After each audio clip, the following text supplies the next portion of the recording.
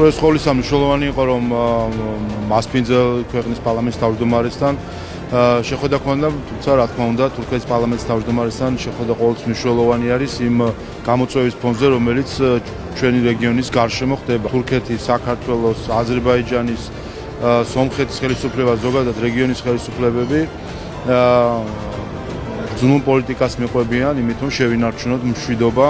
ძალიან სამწუხაროა, რომ როდესაც პატრიარქის პირდაპირ გაგებით პატრიარქის მაგინებლებს აძლევენ პლატფორმას იმისთვის, რომ გავრცელდეს რაღაც მათი მოსაზრებები სიტყვები.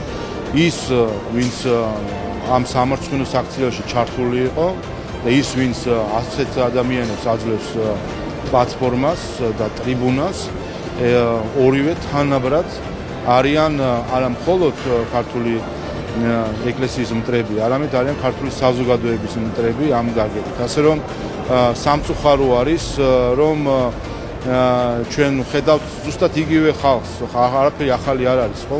პეტრე ცაავა და ნანუკა ჟორჟოლიანთან იყო თუ არ ვცდები, ხო?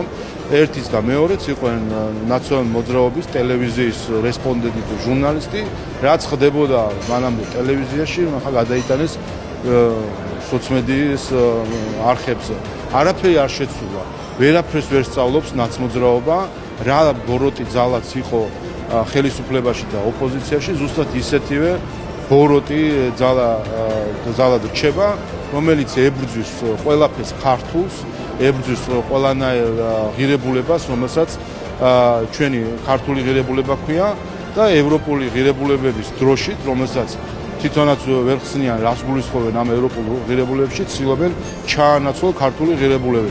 კიდევ ერთხელ, როგორც ადრე იყო, აკერმანი იყო უცხოური სპეცსამსახურების პროექტი, ზუსტად ასევე არის ეს ჩეხი ადამიანის უცხოური სპეცსამსახურების პროექტი, რომლის მიზანი არის საქართველოში ანტიდემოკრატიული პროცესების ხელშეწყობა, ხელისუფლების დამხობა და მარიონეტების მოყვანა ხელისუფლებაში. თქმა უნდა, ეს არის ტრაგედია, როდესაც საქართველოს დამოუკიდებლობის და გერმანიასთან დიპლომატიური ურთიერთობის 33 წლიან ისტორიაში, 35 წლიან ისტორიაში დღეს ხედავთ უბრალოდ დამცინავ, ქედმაღლურ, ცხვირაწეულ დამოუკიდებლობას გერმანიის ხელისუფლების წარმომადგენლების მხრიდან, რომლებიც უბრალოდ ქართველებს როგორც ადამიანებს არ გვაღიარებენ, ჩვენს სუვერენიტეტს არ აღიარებენ, ჩვენს არჩევანს არ აღიარებენ.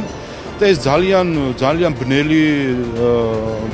ბნელ ასოციაციებს იწვევს, როდესაც ჩვენ ხედავთ ამგვარ მართლაც და მთელი ერის არაფრად ჩაგდების პოლიტიკას, რომელსაც დღეს ხედავთ გერმანიის ხელისუფლების მხრიდან. არ ვიცი ხა უნგრული ენის სწავლას თუ დაიწყებენ, შეიძლება რაღაც კიდე გამოდგეს. როგორც ცოტა იუმორით შევხედოთ ამ ყველაფერს, მე მგონი ჰერმან საბოს იმედად არის დარჩენილი ახლა მთელი ოპოზიცია.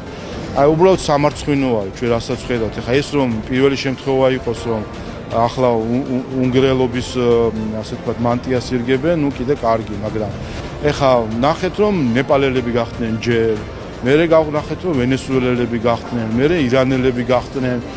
ყველაფერზე მზად არიან რომ იყვნენ ყველა გარდა ქართველებისა.